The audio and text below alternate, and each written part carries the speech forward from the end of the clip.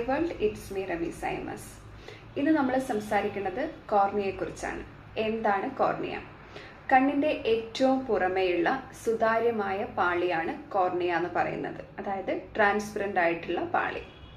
കണ്ണിലേക്ക് പ്രകാശം പ്രവേശിക്കുകയും ഇതിനെ ഫോക്കസ് ചെയ്ത് വ്യക്തമായ കാഴ്ച നൽകുന്നതിൽ പ്രധാന പങ്ക് വഹിക്കുന്നതാണ് കോർണിയ. ഈ കോർണിയയ്ക്ക് വരുന്ന അസുഖങ്ങളെയാണ് നമ്മൾ കോർണിയൽ ഡിസീസ് എന്ന് അറിയപ്പെടുന്നത്. എങ്ങനെയൊക്കെയാണ് കോർണിയൽ അസുഖങ്ങൾ വരിക? അത് ചിലപ്പോൾ ഇൻഫ്ലമേഷൻസ് കൊണ്ടാവാം. ഇൻഫ്ലമേഷൻസ് കൊണ്ട് കോർണിയയിൽ വരുന്ന വീക്കത്തിനെയാണ് കെരറ്റൈറ്റിസ് എന്ന് പറയുന്നത്. എങ്ങനെയാണ് ഇൻഫ്ലമേഷൻസ് വരിക? മേ ബി ബാക്ടീരിയ കൊണ്ടായിരിക്കാം, അല്ലെങ്കിൽ ഫംഗസ് കൊണ്ടായിരിക്കാം, അതല്ലെങ്കിൽ വൈറസ് കൊണ്ടായിരിക്കാം.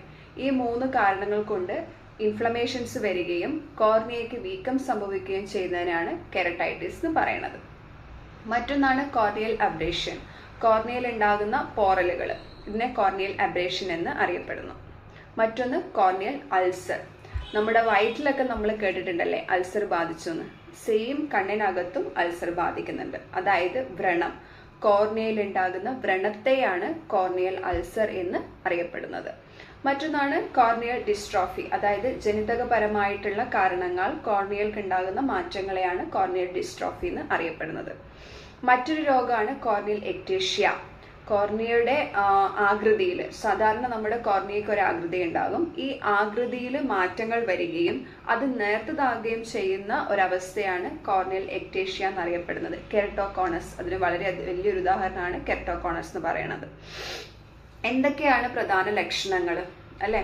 കാരണം ഇങ്ങനെയൊക്കെ കുറെ അസുഖങ്ങൾ വരുന്നുണ്ട്, കുറെ അസുഖങ്ങളുടെ പേര് പറയുന്നുണ്ട്. പക്ഷെ ഇതെങ്ങനെ നമുക്ക് മനസ്സിലാക്കാൻ പറ്റും? കോർണിയയുടെ ഡിസ്കംഫേർട്ട്, അതായത് ചൊറിച്ചല്, റെഡ്നെസ്, ബ്ലറിംഗ് ഓഫ് വിഷൻ, കാഴ്ചയിലുള്ള മങ്ങലുകൾ, ഐ പെയിൻ, ഫോട്ടോഫോബിയ. ഫോട്ടോഫോബിയ എന്ന് പറഞ്ഞു കഴിഞ്ഞാൽ നമുക്ക് ലൈറ്റ് നോക്കാൻ വളരെയധികം ബുദ്ധിമുട്ടുണ്ടാകാം. FB സെൻസേഷൻസ്, കണ്ണിനകത്ത് എന്തോ ഒരു കരട് പോലെ, എന്തോ പൊടിപടലങ്ങൾ കണ്ണിനകത്ത് ഇരിക്കണ പോലെ എപ്പോഴും ഒരു സെൻസേഷൻ ഉണ്ടാവുക. ഇങ്ങനെയൊക്കെ ഉണ്ടായി കഴിയുമ്പോൾ നമ്മൾ കുറച്ചധികം ശ്രദ്ധിക്കേണ്ടതുണ്ട്. എന്തുകൊണ്ടെന്നാൽ ഈ കോർണിയയ്ക്ക് ഉണ്ടാകുന്ന അസുഖങ്ങൾ ബ്ലൈൻഡ്നെസ്സിലേക്ക്, അതായത് കാഴ്ച നഷ്ടപ്പെടാനുള്ള ഒരുപാട് ചാൻസസ് ഉണ്ട്. അതെന്തൊക്കെയാണ്? കോർണിയയ്ക്ക് വരുന്ന ഇൻഫെക്ഷൻസ്, ഇഞ്ചുറീസ്. നേരിയ ഇഞ്ചുറി പോലും നമ്മുടെ കാഴ്ച നഷ്ടപ്പെടാൻ ഒരു റീസൺ ആണ്. അതേപോലെ തന്നെ ചില സർജറികളിൽ ഉണ്ടാകുന്ന കോംപ്ലിക്കേഷൻസ്. ആഫ്റ്റർ സർജറി ചില കോംപ്ലിക്കേഷൻസ് ഒക്കെ ഉണ്ടായി കഴിയുമ്പം കോർണിയയ്ക്ക് ചെറിയ കേടുപാടുകൾ വരാനുള്ള ചാൻസസ് ഉണ്ട്. അങ്ങനെ വരുമ്പം അത് ബ്ലൈൻഡ്നെസ്സിലേക്കുള്ള ഒരു വേ ആണ്. മറ്റൊന്നാണ് മാൽന്യൂട്രീഷൻ. മാൽന്യൂട്രീഷൻ മുഖേന നമുക്ക് ബ്ലൈൻഡ്നെസ് വരാനുണ്ട്. Congenital corneal അപ്പാസിറ്റീസ്. കൺജനൈറ്റൽ എന്ന് പറയുമ്പോൾ ജനിക്കുമ്പോൾ തന്നെ കുട്ടികളിൽ ഉണ്ടാകുന്ന കോർണിയയിലെ വ്യത്യാസം കൊണ്ട് കാണാൻ ബുദ്ധിമുട്ട്, കാഴ്ചയ്ക്ക് ഉണ്ടാകുന്ന ബുദ്ധിമുട്ടിനെയാണ് കൺജനൈറ്റൽ കോർണിയൽ ബ്ലൈൻഡ്നെസ് കൊണ്ട് അറിയപ്പെടുന്നത്. അല്ലെങ്കിൽ അപ്പാസിറ്റീസ്, കോർണിയയിൽ ഉണ്ടാകുന്ന അപ്പാസിറ്റീസ് കാരണം നമുക്ക് കാഴ്ച നഷ്ടപ്പെടും. ഇങ്ങനെ ഒരുപാട് കാര്യങ്ങളുണ്ട്.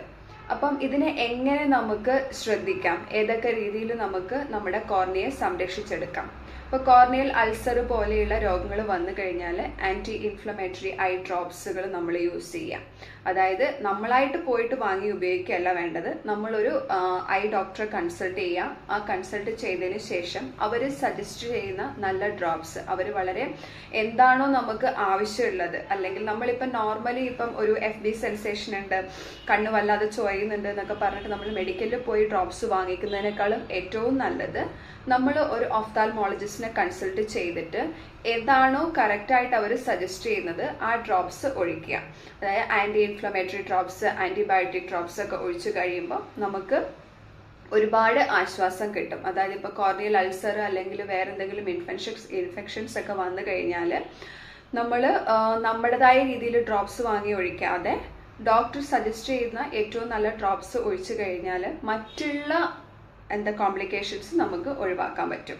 ഓക്കെ.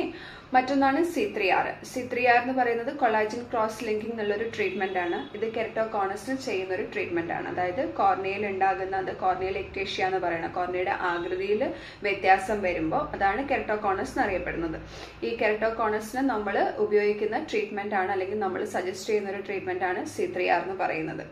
പിന്നെ വളരെ അഡ്വാൻസ്ഡ് സ്റ്റേജിൽ, അതായത് നമുക്കിപ്പോൾ ഡ്രോപ്സ് ഒഴിച്ചിട്ടും അല്ലെങ്കിൽ വേറെ എന്തെങ്കിലും ട്രീറ്റ്മെന്റ് ചെയ്തിട്ട്, ഡ്രോപ്സ് ആയിക്കോട്ടെ മെഡിക്കേഷൻസ് ആയിക്കോട്ടെ, ഇതെല്ലാം നമ്മൾ ചെയ്ത് കഴിഞ്ഞിട്ട് നമ്മുടെ കോർണിയയെ നമുക്ക് സംരക്ഷിക്കാൻ പറ്റുന്നില്ല, ഇത് നമുക്ക് ബ്ലൈൻഡ്നെസ്സിലേക്കാണ് പോയിക്കൊണ്ടിരിക്കുന്നുണ്ടെങ്കിൽ അവസാന ഓപ്ഷനാണ്, അഡ്വാൻസ്ഡ് സ്റ്റേജിലുള്ള ഓപ്ഷൻസ് ആണ് കോർണിയൽ ട്രാൻസ്പ്ലാന്റേഷൻ എന്ന് പറയുന്നത്.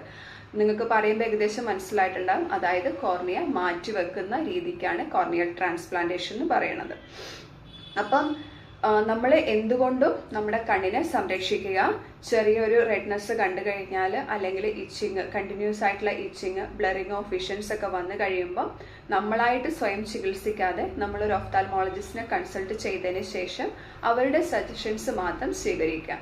എപ്പോഴും സ്വയം ഒരു ഡോക്ടർ ആകാതിരിക്കുക എന്നുള്ളതാണ് എനിക്ക് പറയാനുള്ളത്. ഓക്കെ, അപ്പോൾ മറ്റൊരു ടോപ്പിക്കുമായിട്ട് നമുക്ക് വളരെ അടുത്തായിട്ട് കാണാം. The eye world, it's me Remi സൈമസ്.